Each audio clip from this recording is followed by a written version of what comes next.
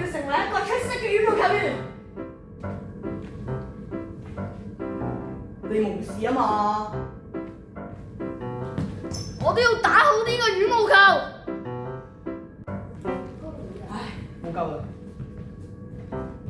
我要快啲練好啲羽毛球。打波啊！你係咪啊？你唔係同你車禍？你撞到人啦！你打到我啊！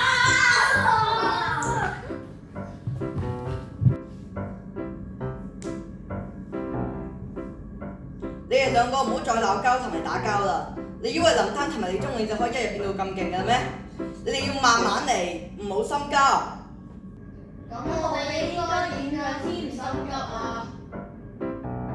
如果你哋想知道點樣唔心急嘅話，就睇呢本書。好急好急的毛毛蟲。如果你哋大家中意呢條片嘅話，可以俾翻個 like。如果咧你哋有咩意見咧，可以留言俾我哋㗎。仲要撳埋呢個小鈴鐺啊！